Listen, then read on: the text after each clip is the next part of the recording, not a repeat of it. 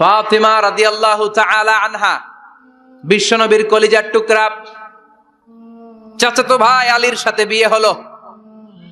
আলী যখন প্রস্তাব দিল ফাতেমার কাছে যে বলে, ও ফাতেমা রাজি আছো কিনা? চুপচাপ, কথা কয় না। বিশ্বনবী বুঝলেন রাজি, দুইজনকে বিয়ে পড়িয়ে দিলেন। বিয়ে পড়িয়ে দুইজনকে দাঁড় করিয়ে দিয়ে বিশ্বনবী ওযু করলেন। ওযু করার পরে সামান্য কিছু ওযুর পানি ছিল আলীর মাথার মধ্যে ছিটিয়ে দিলেন, বরকতের পানি। সুবহানাল্লাহ কইবেন না? সুবহানাল্লাহ। ওযু করে সাইয়েদনা আলীর মাথার মধ্যে ছিটিয়ে দিলেন আর দোয়া করে দিলেন, বারাকাল্লাহু লাকুমা ওয়া বারাকা আলাইকুমা ওয়া জামাআ বাইনাকুমা ফি খাইর। আল্লাহ তোমাদের দুইজনকে বরকত দিয়ে দাম্পত্য জীবন শুরু করার তৌফিক দান করুক। আবার দোয়া করলেন, আল্লাহুম্মা বারিক লাহুমা ফি বিনাইহিমা, ওদের সম্পর্কে বরকত দেন। ওয়া নাসালিহিমা, শিবলিহিমা, ওদের গর্ভে যে সন্তান আসবে এগুলোর শ্রেষ্ঠ সন্তান বানান। 1 বছরের ব্যবধানে ঘরটাকে আলোকিত করে প্রথম সন্তানের জন্ম হাসান। সুবহানাল্লাহ। হাসান রে বিশ্বনবী এত আদর করেছেন, বিশ্বনবীর কাছ থেকে এত আদর কেউ কোনোদিন পায় নাই। হাসান রে বিশ্বনবী ডাকতেন লুকা। বুখারীর বর্ণনা, শব্দটা কি? লুকা মানে পিচ্ছি। ছোট বাচ্চাদেরকে আপনারা কি কন? আরে পিচ্ছি তো আমি কইছি, আপনারা কি কন? বাচ্চা বলেন, বাবু বলেন, আর কিছু কি বলেন? আর আর কিছু নাই। তাহলে এই যে বাবু পিচ্ছি, হ্যাঁ, এই বাবু পিচ্ছি আরবি হচ্ছে লুকা। বিশ্বনবী ফাতেমার ঘরে এসে বলতেন, আইনা লুকা, পিচ্ছিটা কই রে? আমার হাসান কই, আমার নানা ভাই কই? আর বিশ্বনবীর আওয়াজ শুনলে হাসান এসে বিশ্বনবীর কাঁধে। আল্লাহু আকবার, আল্লাহু আকবার। বিশ্বনবী বলতেন, ফাতেমা আমার কলিজার টুকরা, যে ফাতেমারে কষ্ট দেয় সে আমারে কষ্ট দেয়, ফাতেমারে আনন্দ দেয় মানে আমি বিশ্বনবীরে আনন্দ দেয়। এই ফাতেমা সব সময় পর্দায় থাকতেন, দিনের বেলা বেরোতেন না, সারা দিনে টয়লেট করতেন একবার, সেটাও করতেন রাত্রে, যাতে দিনের বেলা কেউ তারে না দেখে। কি ব্যালেন্স লাইফ, কি ব্যালেন্স লাইফ! রাতে একবার টয়লেটে যাও মানে কি সারাদিন খাওয়া দাওয়া এরকম ব্যালেন্স করে করতেন।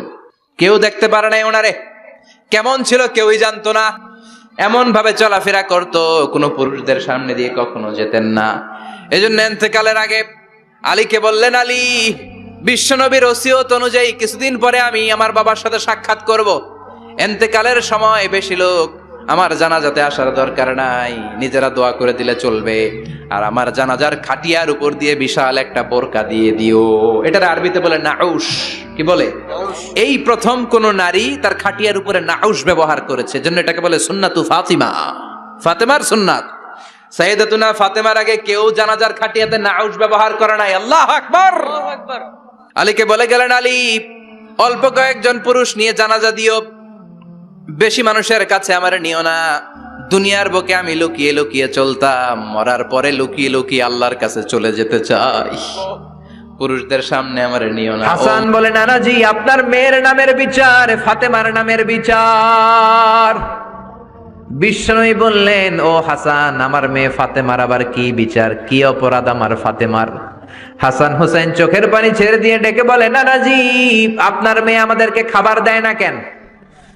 খাবার দেয় না কেন? বিচার দিলাম, গতকাল সারাদিন বলেছে রাত্রিবেলা খাবার দিবে, রাতে খাবার দেয় নাই। আমাদেরকে বলেছে তোমরা ঘুমিয়ে যাও, আমি রান্না করি, সকালে দিব। ঘুমায় গেলাম, সকালবেলায় খাবার চাইলাম, আপনার মেয়ে ফাতেমা তখন আমাদেরকে খাবার দেয় না। দাদা, আমরা ছোট্ট দুইটা মানুষ ক্ষুধার জ্বালায় বেহুশ হয়ে যাই, আর সহ্য করতে পারি না, আপনার মেয়ে খাবার দেয় না। দুপুর হয়ে গেল, দুইজনে কান্নাকাটি করি, আপনার মেয়ে এখন পর্যন্ত আমাদেরকে খাবার দেয় নাই। আমরা দুজন তো আর সহ্য করতে পারি না, কেন আপনার মেয়ে আমাদের সাথে এমন করে? আপনার কাছে বিচারে দিলাম, আপনি বিচার করেন। বিশ্বনবী আর কি বিচার করবেন? ধা ধা করে বিশ্বনবী চোখের পানিগুলো ছাড়েন, হুসাইনকে জড়িয়ে ধরলেন, হাসান রে জড়িয়ে ধরলেন, ডেকে বললেন, হাসান রে কাছে আয়। বিশ্বনবী শাম দেশের জুব্বা পড়তেন, শাম দেশের জুব্বাটা উপরের দিকে উঠালেন, হাসান রে দেখালেন, এই তো দেখ, তোর নানার পেটের মধ্যে 3টা পাথর বাঁধা। একদিন না খেয়ে থাকার কারণে তোদের পেটে এত জ্বালা, এত কষ্ট। আমি বিশ্বনবীর পেটে গত 3 দিন যাবত কোনো দানা পানি পড়ে নাই।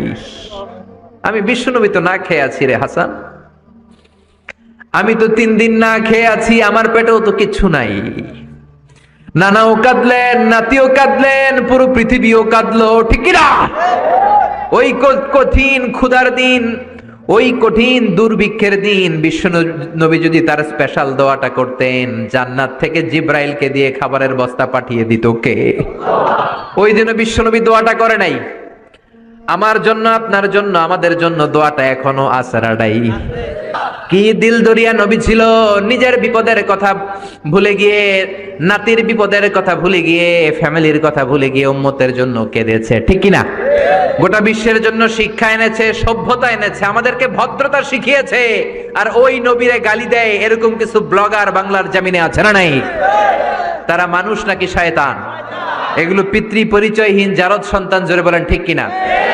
দুই জায়গায় কেউ যদি আমাদেরকে ইনসাল্ট করে আমরা সহ্য করতে পারি না। এক হচ্ছে কোরআন, কোরআনকে নিয়ে গালি দিলে আমাদের কলিজায় আগুন আছে না নাই? বিশ্ব নবীরে গালি দিলে কলিজায় আগুন ধরে যায়। যদি না ধরে যায় তুমি মুমিন নও, তুমি মুনাফিক। চিল্লা এখন ঠিক কিনা?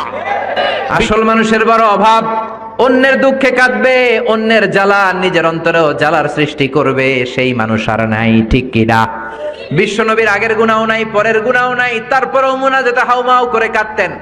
তিনি দোয়ায় বলতেন, আল্লাহ ইন্নী আব্দু কবনু আব্দি কবনু আমাতিক নাসিয়াতি বিয়াদিক। ও আল্লাহ, আমি আপনার গোলাম, গোলামের ঘরের গোলাম, বান্দির ঘরের গোলাম। আল্লাহ আমি আপনার গোলাম, গোলামের ঘরের গোলাম, মানে আমার বাপ আব্দুল্লাহ আপনার গোলাম, আমরা গোলাম বংশের। সুবহানাল্লাহ। গোটা বিশ্বের শ্রেষ্ঠ মানুষটা নিজের গোলাম বলতে দ্বিধাবোধ করতো না, বলতো আমি আপনার গোলাম, গোলামের ঘরের গোলাম, বান্দির ঘরের গোলাম, নাসিয়াতি বিয়াদিক। আমার মাথার চুলের ঝুঁটি আপনার হাতের মুঠোয়, আমার চুলের ঝুঁটি আপনার হাতের মুঠোয়, গোলামের মতো যেখানেই টানবেন আমি ওখানেই যাব। আল্লাহু আকবার। এই ছিল বিশ্বনবীর বিনয়। নিজেকে গোলাম বলতে স্বাচ্ছন্দ্য বোধ করতেন, কোনোদিন জীবনে অহংকার করেন নাই। কোনদিন বিশ্বনবী কারোর সাথে মুসাফা করতে যে নিজে আগে হাত টানেন নাই, যতক্ষণ না ওই লোকটা তার হাত টেনে নিয়েছে। সুবহানাল্লাহ। আর বিশ্বনবীর হাত ছিল আলিয়ানু মিনাদ দিবাজ, রেশমের কাপড়ের চেয়েও নরম। সিল্ক চিনেন? সিল্ক, সিল্কের কাপড়ের চেয়ে বিশ্বনবীর হাত ছিল নরম। এই নরম হাত মুসাফার মধ্যে যে একবার পাইতো কেউ ছাড়তে চাইতো না, ধরেই রাখতো। আর বিশ্বনবী নরম হৃদয়ের নবী, কেউ যদি না ছাড়ে বিশ্বনবীও ছাড়তেন না। সুবহানাল্লাহ। ওই নবী মুনাজাতে কাঁদতেন। এজন্য ভাইরা এই কথা বললেন না আল্লাহ আমার দোয়া শোনে না, আপনি দোয়ার মতো দোয়া করেন নাই, এজন্য শোনে নাই, ঠিক কি না? দোয়া কবুল হওয়ার রহস্য হচ্ছে চোখের পানি।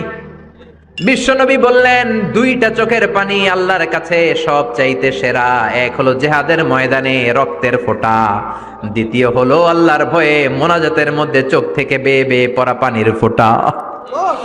আবার বিশ্বনবী বললেন, অনুশোচনার চোখের পানি চোখ দিয়ে নাকের ডগা বেয়ে বেয়ে জমিনে পড়ার আগে ওই দোয়াটা কবুল করে নেয় কে?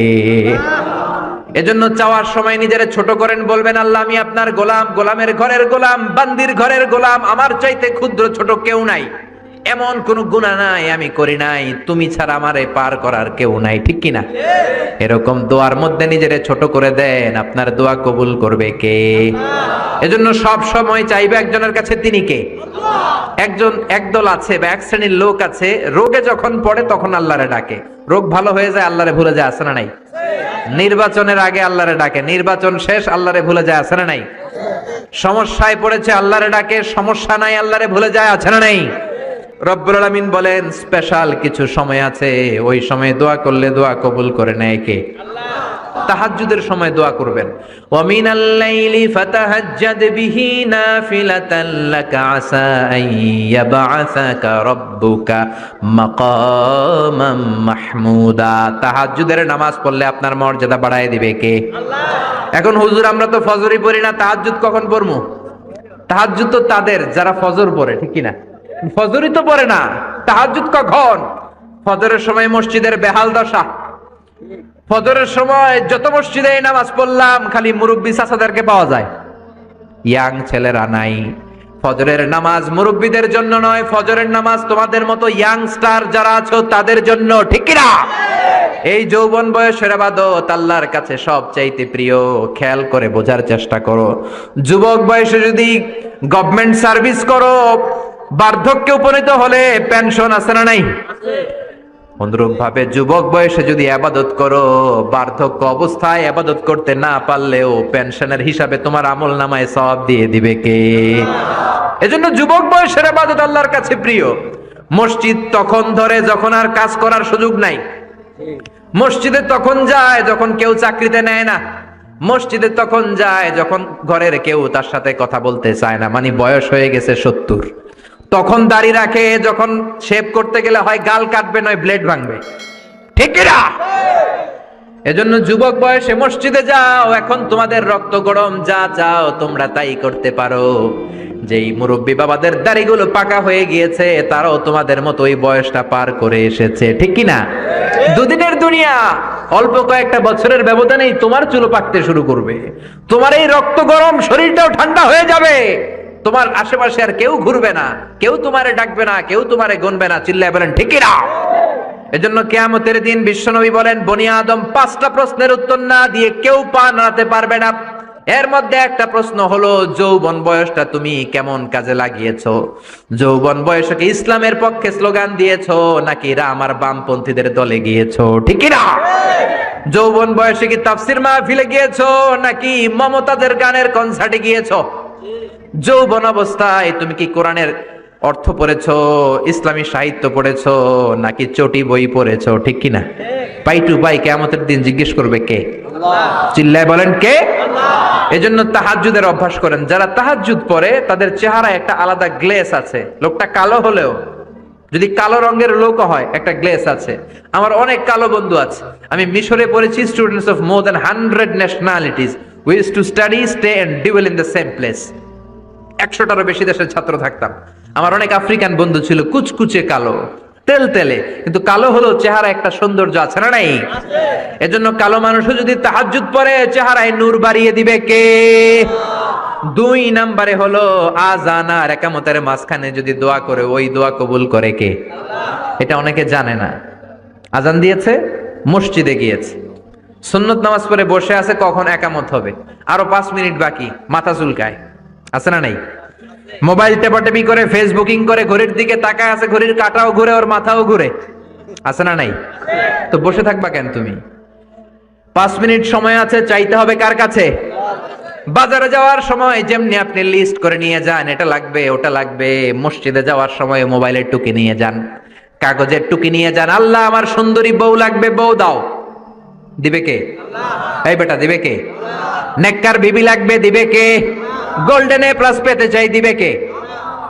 উমরা করতে চাই, পাসপোর্টে ভিসা লাগে না, ভিসা করে দিবে কে? দুরারোগ্য ব্যাধি, অনেক ওষুধ খেলাম, অনেক দেশে গেলাম, কোন ডাক্তার ভালো করতে পারে না, কিন্তু ডাক্তারেরও বড় ডাক্তার আছে না নাই? কেউ যেটা পারে না, পারে কে?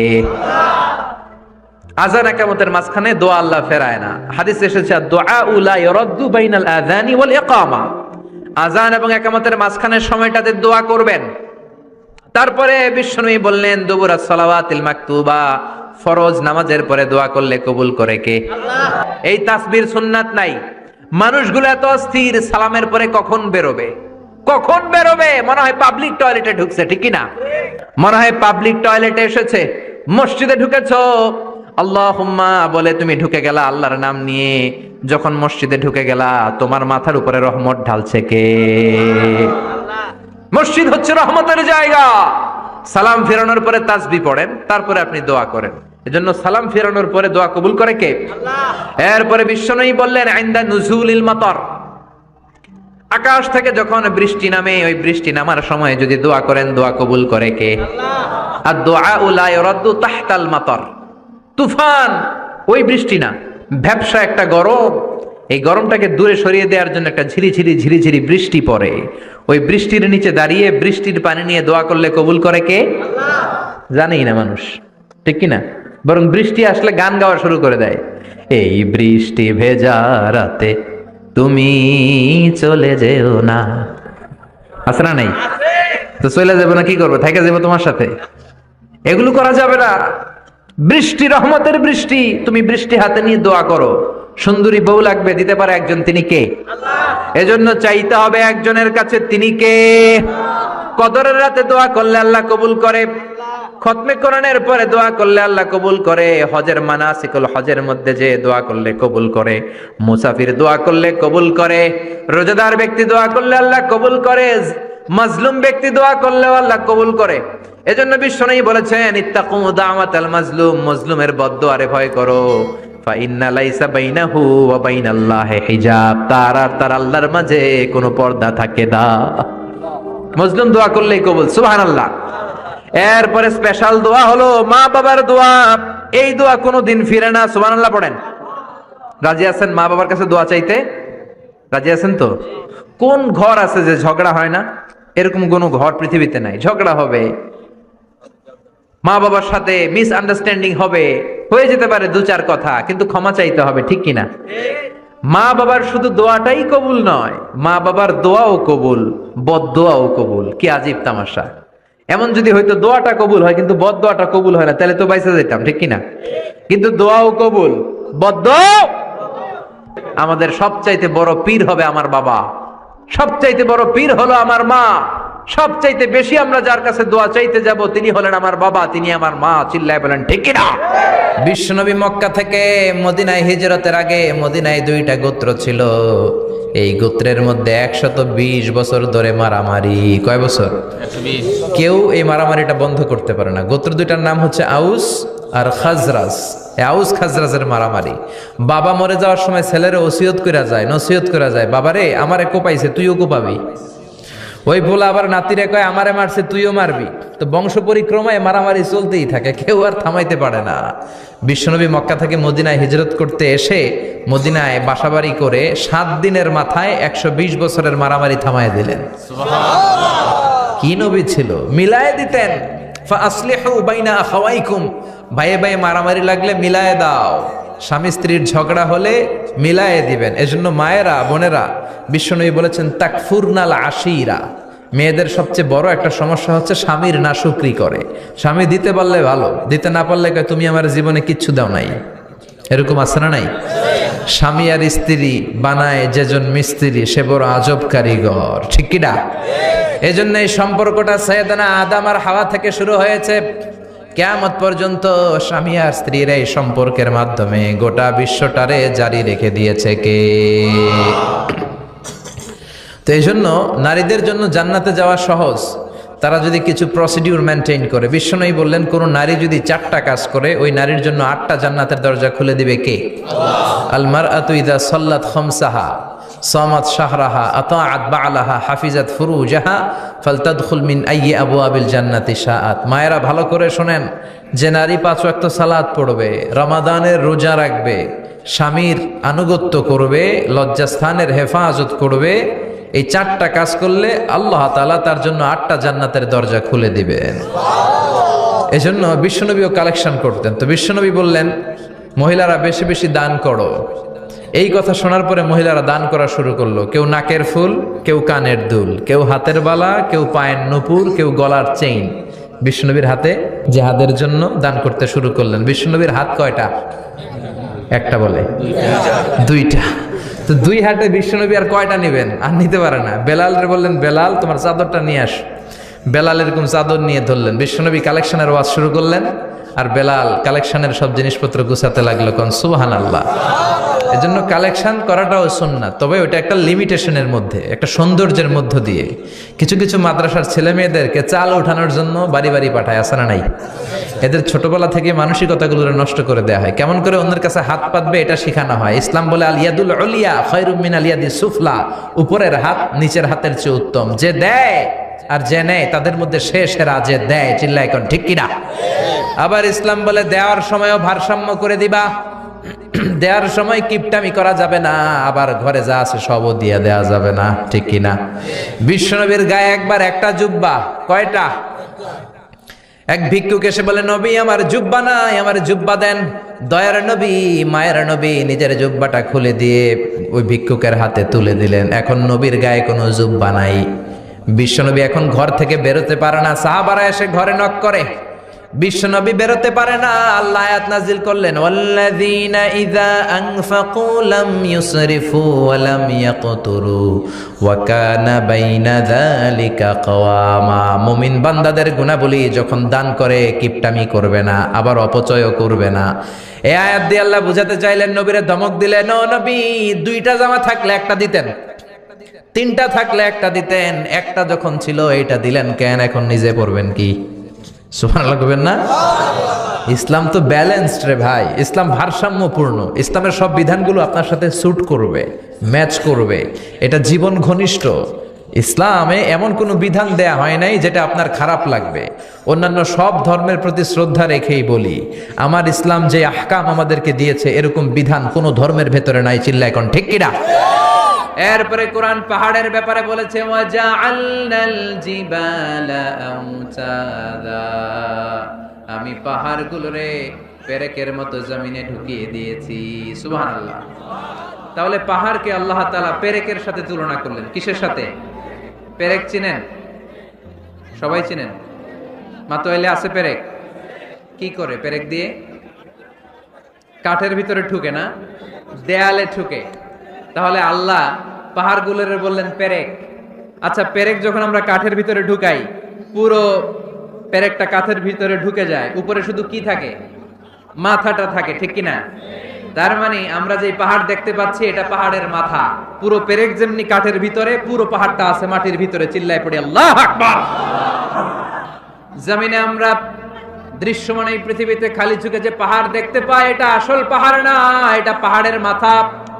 যেমনি পেরেক যখন কাঠের ভিতরে ঢুকে দেই, পুরো পেরেকটা কাঠের ভিতরে ঢুকে যায় কি যায় না? পেরেক নিয়ে যখন আমি হাতুড়ি দিয়ে মারলাম, পুরো পেরেকটা কই যায়? কাঠের ভিতরে, তাই না? তার মানে খালি চোখে যে পাহাড় দেখি, এটা পেরেকের মাথা যেমনি একটু দেখা যায়, এটা পাহাড়ের মাথা। আসল পাহাড় মাটির ভেতরে, উপরে যদ্দূর দেখা যায় তার কমসে কম 10 গুণ পাহাড় মাটির ভিতরে রেখে দিয়েছে কে? আবার আল্লাহ বললেন, ওয়ামিনাল জিবালি জুদাদুম বীদুন ওয়া হুমরুম মুখতালিফুন আলওয়ানুহা ওয়া গরাবিবু সুদ। পাহাড়ের মধ্যে কোন পাহাড় আমি বানিয়েছি ধবধবে শুভ্র সাদা, কোন পাহাড় আমি বানিয়েছি রক্তিম লাল, কোন পাহাড় আমি বানিয়েছি কুচকুচে কালো। 3 কালারের পাহাড়। কয় কালারের? মৌলিকভাবে ধবধবে শুভ্র সাদা পাহাড়, অথবা রক্তিম লাল পাহাড়, অথবা কুচকুচে কালো পাহাড়। আপনি পৃথিবীর পাহাড়গুলো নিয়ে যদি গবেষণা করেন, বিভিন্ন রঙের পাহাড় আপনি দেখবেন। আমি তো পৃথিবীর অনেক জায়গায় পাহাড় দেখেছি। মিশরে আমি তুর পাহাড়ের চূড়ায় উঠেছি। ওখানে যেখানে মুসা আলাইহিস সালামের কাছে আল্লাহ নূরের তাজাল্লি দিয়ে ফোকাস করেছেন, পাহাড়টার নাম তুর পাহাড়। 2 বার আমি উঠেছি এটার চূড়ায়।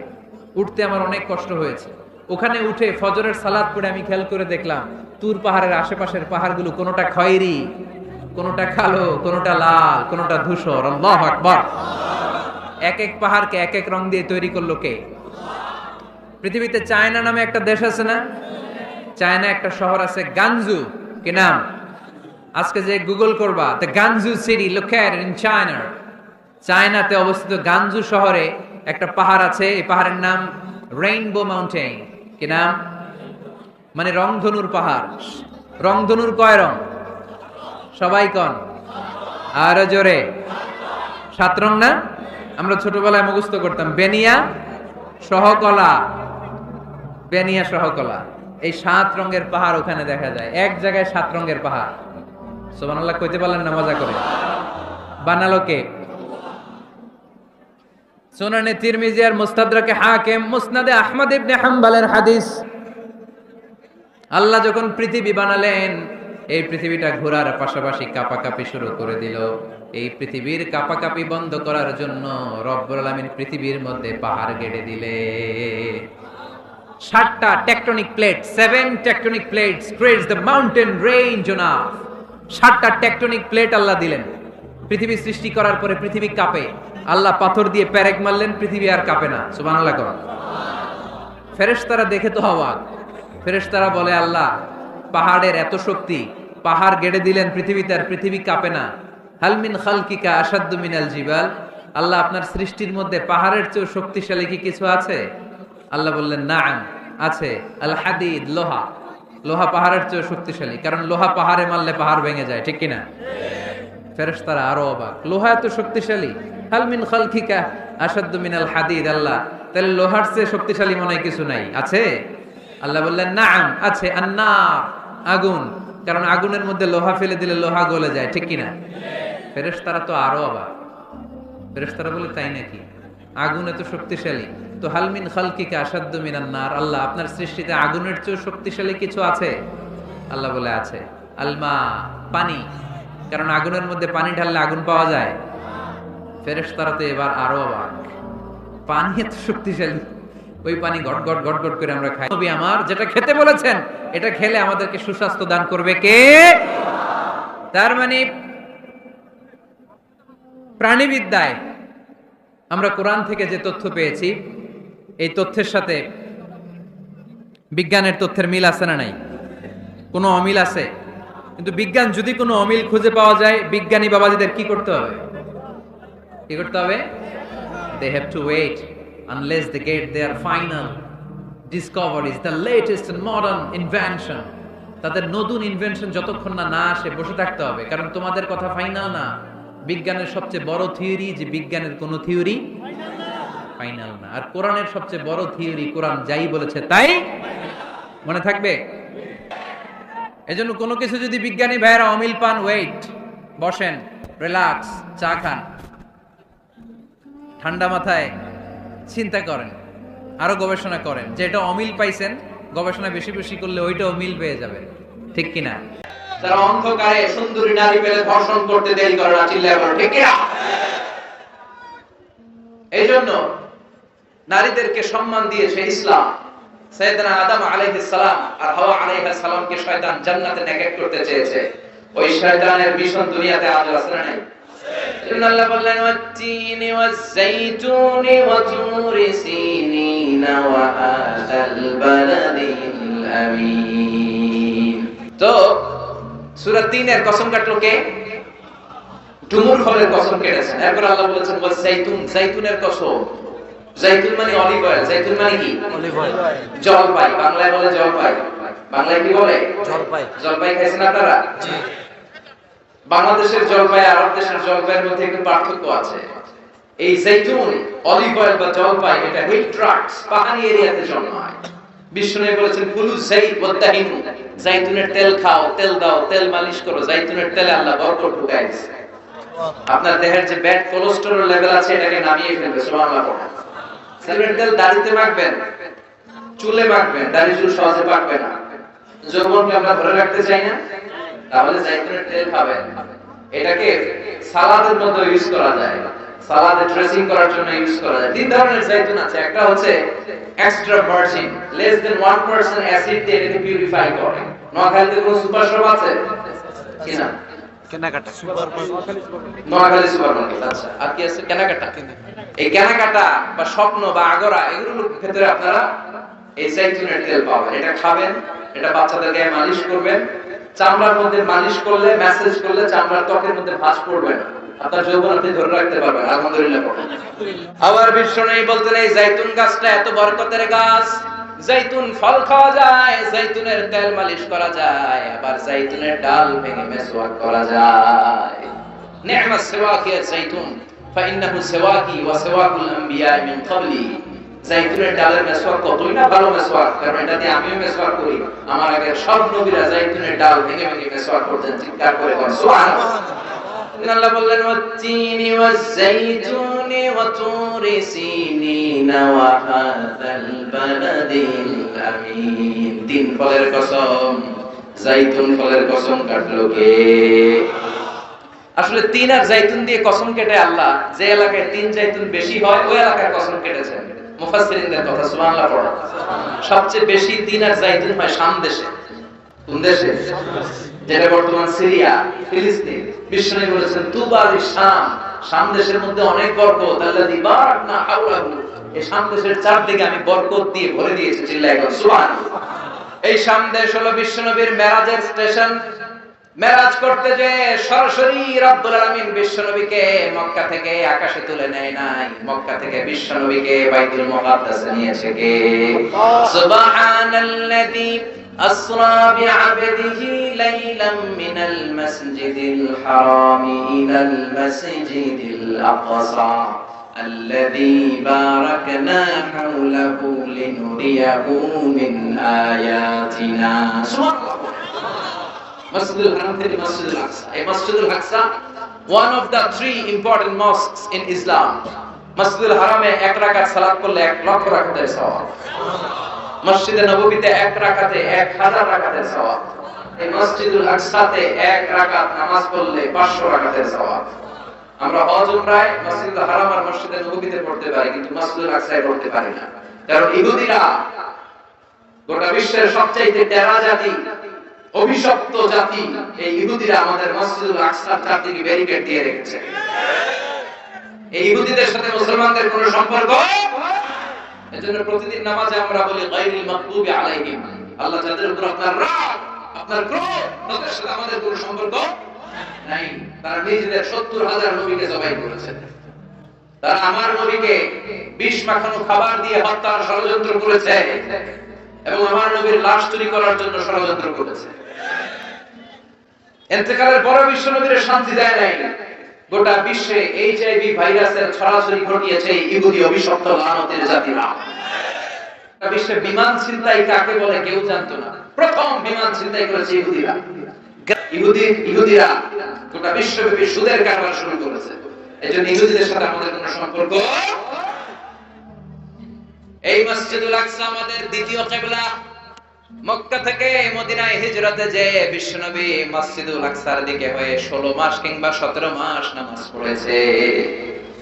আব্দুল মাহশার ওয়াল মানশার, কিয়ামতের ময়দানটা সহিহ হাদিসে এসেছে এই ফিলিস্তিনের এই শাম দেশে সিরিয়ার উপরে হবে। জিল্লাহ সুবহানাল্লাহ। সিরিয়া ফিলিস্তিনের উপরে কিয়ামত হবে, কিয়ামতের ময়দান প্রতিষ্ঠিত হবে। সাইয়েদনা ঈসা আলাইহিস সালাম এই সিরিয়াতে নামবেন।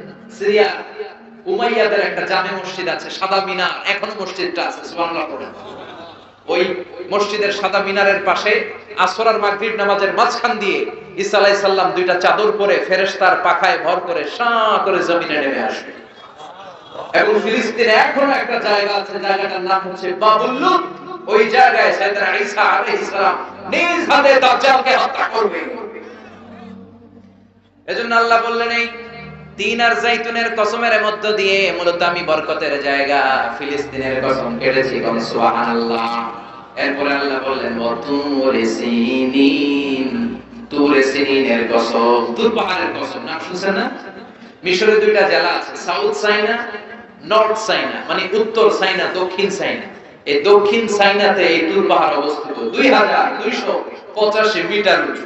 সুবহানাল্লাহ পড়েন। তুর পাহাড়ের উপরে সাইয়েদনা মুসা আলাইহিস সালাম আল্লাহর সাথে কথা বলতেন। সুবহানাল্লাহ পড়বেন না? এই তুর পাহাড়ের উপরে রব্বুল আলামিন মুসা আলাইহিস সালামের কাছে তাওরাত কিতাব নাযিল করেছেন। নিজ হাতে লিখে কাঠের ফলকের মধ্যে মুসা আলাইহিস সালামকে দিয়ে বললেন, মুসা এই নাও তাওরাতের বাণী, বনি ইসরাইলের কাছে নিয়ে যাও, তাওরাতের বাণী প্রচার করো। মুসা আলাইহিস সালাম অনেক শক্তিশালী মানুষ ছিলেন। এক থাপ্পড় মেরে ফেরাউনের বাবুর্চিকে দুনিয়া থেকে বিদায় করে দিয়েছে। রেগে গেলে ওনার মাথার চুলগুলো টুপি ভেদ করে উপর দিয়ে এরকম খাড়া হয়ে দাঁড়িয়ে যেত। থাপ্পড় মেরে মালাকুল মউতের চোখ কানা করে দিয়েছিলেন। তো মুসা আলাইহিস সালামের গায়ে এত শক্তি, উনি ভাবলেন আল্লাহ তাআলা এই তুর পাহাড়ের উপরে আমাকে তাওরাত কিতাব দিলেন। আল্লাহ নিজ হাতে লিখে লিখে দিলেন কাঠের ফলকের উপর, তক্তার উপর। কত খুশনসিব আমার, যাই যাই তাওরাতের ফলকগুলো নিয়ে বাড়িতে যাই, এটা দাওয়াত দিতে হবে। কিন্তু কাঠের তক্তার মধ্যে হাত দিয়ে দেখে তক্তা নাড়ানো যায় না। এর চেয়ে অনেক বড় তক্তা জীবনে উনি কাঁধে নিয়েছেন, কিন্তু তাওরাত লেখা তক্তা নাড়ানো যায় না। তক্তা চিনেন তো না? চিনেন? কাঠের বড় বড় মোটা তক্তা থাকে না? তাই তক্তা নাড়ানো যায় না। উনি ভাবলেন এই দিক দিয়ে নাড়ানো যায় না, মনে হয় ওই দিক দিয়ে যাবে। ঘুরে ওই দিক দিয়ে যে তক্তা ধরে টান দেয়, কিন্তু তক্তা নাড়ানো যায় না। এবার ভাবলেন মাঝখান থেকে ধরলে মনে হয় পারা যাবে, মাঝখান দিয়েও পারা যায় না। আল্লাহর ডেকে বললেন, আল্লাহ কেমন তক্তার উপরে তাওরাত লিখে দিলা, তক্তা নড়ে না। আমার ভাই জিব্রাইল রে বলো আমারে সাহায্য করতে। আল্লাহ বললেন, জিব্রাইল যাও সাহায্য করো তোমার ভাই মুসারে। সাইয়েদনা মুসা বললেন, ও জিব্রাইল তুমি ওই দিকে ধরো, আমি এই দিকে ধরি, দুইজনে মিলে টান দেই। এইও আরো জোরে, আসরা নাই? দুইজনে মিলে এইও কে টান দিচ্ছে। কিন্তু কি আজীব তামাশা, দুইজনে মিলে টানাটানির পরে তক্তা নড়ে। যত গায়ে জোর আছে ইচ্ছে মতো টান দিচ্ছে। টানের চোটে দেহের প্রতিটা লোমকূপ দিয়ে ঘাম বের হচ্ছে। টানের চোটে কোমরের রগ ছিঁড়ে যাওয়ার অবস্থা, কিন্তু তক্তা নাড়ানো যায় না। সুবহানাল্লাহ। ও আল্লাহ, জিব্রাইল তো পারে না, জিব্রাইলের সহকারী ফেরেশতাদের পাঠাও, সবাই মিলে তক্তা টানাটানি করে, তক্তা নড়ে না। আল্লাহ বললেন, মুসা তক্তার ওজন নাই, কিন্তু এই তক্তার মধ্যে যে বাণীগুলো লেখা, বাণীটা কার? এটা বোঝানোর জন্য আমি তক্তার ওজন বাড়িয়ে দিয়েছি। এবার তুমি একাই পারবা, কাঁধে নাও, কাঁধে নিয়ে বাড়িতে যাও। এবার মুসা আলাইহিস সালাম একা তক্তাগুলো কাঁধে নিয়ে বাড়িতে রওনা বলে। এই তাওরাত কিতাব আল্লাহ তাআলা তুর পাহাড়ের উপরে নাযিল করেছেন। সুবহানাল্লাহ। মেরাজের রজনীতে বিশ্বনবীকে আকাশ দিয়ে উড়িয়ে তুর পাহাড়ের উপরে রেখে সাইয়েদনা জিবরাইল বললেন, নবী আপনি একটু দোয়া করেন। বিশ্বনবী বললেন, আমাকে দোয়া করতে বললা, এটা কোন জায়গা, কোন পাহাড়? অন্ধকারে কিচ্ছু দেখি না। সাইয়েদনা জিবরাইল বললেন, এটা আপনার ভাই মুসার পাহাড়, এটা হলো তুর পাহাড়। মেরাজের রাতে বিশ্বনবী ওখানে একটা স্টেশন দিয়েছিলেন। আমি নিজেই তুর পাহাড়ে জীবনে 2 বার উঠছি। আলহামদুলিল্লাহ। ওইখানে গেলাম। তুর পাহাড়ের উপরে একটা খ্রিস্টানদের ছোট চার্চ আছে, ইহুদিদের একটা ছোট্ট সিনাগগ আছে। আমাদের যেমনি মসজিদ, ইহুদিদের মসজিদের নাম কি? সিনাগগ। কি নাম? একটা সিনাগগ আছে। আর আমাদের ছোট্ট একটা মসজিদ আছে। ফজরের সালাত পড়লাম, সেখান থেকে নেমে আসলাম। এই তুর পাহাড় এমন একটা জায়গা, ইয়াজুজ মাজুজ এসে যখন পৃথিবীতে ফিতনা ছড়াবে, সাইয়েদনা ঈসা আলাইহিস সালামের নেতৃত্বে দুনিয়ার সব মুসলমানগুলো তুর পাহাড়ের উপরে যে আশ্রয় নেবে, চিল্লায় বলবে সুবহানাল্লাহ। এজন্য আল্লাহ বললেন, ওয়াত-তিনি ওয়াজ-যাইতুনি ওয়া তুরি সিনিনা ওয়া হাদাল বালাদিল আমিন। তার মানে তিন আর যাইতুন দিয়ে আল্লাহ ফিলিস্তিনের কসম কাটলেন, তুর পাহাড়ের মধ্য দিয়ে আল্লাহ মিশরের কসম কাটলেন, আর সর্বশেষে ওয়া হাদাল বালাদিল আমিন, এই নিরাপদ শহরের কসম বলে আল্লাহ মক্কাতুল মুকাররমার কসম কাটলেন। চিৎকার করে বলেন সুবহানাল্লাহ। এই তিনটা দেশে বড় বড় তিনজন নবীকে পাঠিয়েছে কে? ফিলিস্তিন হলো সাইয়েদনা ঈসা নবীর জন্মস্থান, মিশর হলো মুসা নবীর জন্মস্থান, মক্কাতুল মুকাররমায় বিশ্ব নবীর জন্মস্থান। আসরানে কথা যারা করেছেন দেখবেন সৌদি গভর্নমেন্ট বিশ্ব নবীর জন্মস্থানটাকে চিহ্নিত করে রেখেছে। একটা লাইব্রেরি, মাকতাবা, ওইখানে গেলে ফ্রি বই পাওয়া যায়। বিশ্ব নবীর জন্মস্থান, এর পাশে আবু জাহিলের জন্মস্থান। ওইখানে সৌদি সরকার টয়লেট বানায় রাখছে। বাঙালি হাজিরা জেদ্দা এয়ারপোর্টে নেমেই সবার আগে কয় আবু জাহিলের টয়লেট কই। সবাই বলে, আরে এই না জেদ্দা, 80 কিলো দূরে মক্কা, এরপর আপনি উমরা করবেন, হোটেলে যে বিশ্রাম নেবেন, চুল চেঁচে ফেলবেন, এরপরই না আবু জাহিলের বাড়ি। কয় না, আগে ওর বাড়িতে যাবেন, যাইয়া আইগা ভরে দিয়ে আসুন।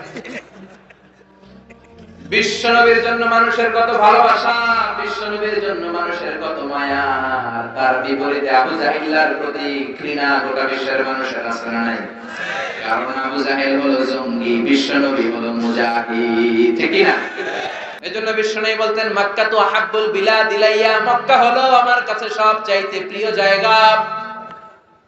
লাউলা খরিজতু লামা খারাজতু, মক্কা থেকে জোর করে যদি আমাকে কুরাইশরা বের করে না দিত, আমি কোনদিন মক্কা ছাড়তাম না। সুবহানাল্লাহ। আল্লাহ বললেন, এটা হচ্ছে মাসাবাতান লিন-নাসি ওয়া আমনা, সব মানুষের মিলন কেন্দ্র। কাবায় যখন আযান হয়, তখন মৌমাছির বাসার দিকে মৌ পোকাগুলো যেমনি ভনভন ভনভন করে ছুটে, সবগুলো মুসল্লি কাবা ঘরের দিকে ছুটতে থাকে, চিৎকার করে পড়েন সুবহানাল্লাহ। আল্লাহু আকবার বললে লক্ষ লক্ষ মুসল্লিরা কাবার চারদিকে সেনাপতির কমান্ড আসার সাথে সাথে যেমনি মুহূর্তের মধ্যে গোল হয়ে দাঁড়িয়ে যায়, সবগুলো মুসল্লি, লক্ষ লক্ষ মুসল্লি 5 সেকেন্ডের ব্যবধানে সব গোল হয়ে দাঁড়িয়ে যায়। চিল্লায় কর সুবহানাল্লাহ। এজন্য আল্লাহ বললেন, এটা হলো বরকতের জায়গা, নিরাপত্তার জায়গা। প্রতিদিন কাবা ঘরকে কেন্দ্র করে রব্বুল আলামিন 120টা রহমত নাযিল করে থাকে। কয়টা? জোরে বল। 60 লিত-তাওয়াফিন, 60টা রহমত যারা তাওয়াফ করে। 7 টার্নস মেক আ তাওয়াফ। কাবার একটা কর্নারে একটা স্টোন আছে, ব্ল্যাক স্টোন, হাজারুল আসওয়াদ। এটাতে কিস করলে জীবনের সব গুনাহ এই স্টোনে, পাথরটা টেনে নিয়ে যায়। কিয়ামতের দিন আল্লাহ এই পাথরকে একটা ঠোঁট দিবে, জিহ্বা দিবে, আর দুইটা চোখ দিবে, আর পাথরটাকে দাঁড় করাবে। কিয়ামতের ময়দানে এই পাথরটা দাঁড়িয়ে দাঁড়িয়ে বলবে, আল্লাহ, এই মুসল্লি, এই হাজী, এই উমরা পালনকারী আমাকে চুমু দিয়েছিল, এরে তুমি জাহান্নামে ঢোকাতে পারবে না। 120টা রহমতের মধ্যে থেকে 60 লিত-তাওয়াফিন, 60টা রহমত তাওয়াফকারীদের জন্য। 40 লিল-মুসাল্লিন, 40টা রহমত যারা কাবার চারদিকে নামাজ পড়ে তাদের জন্য।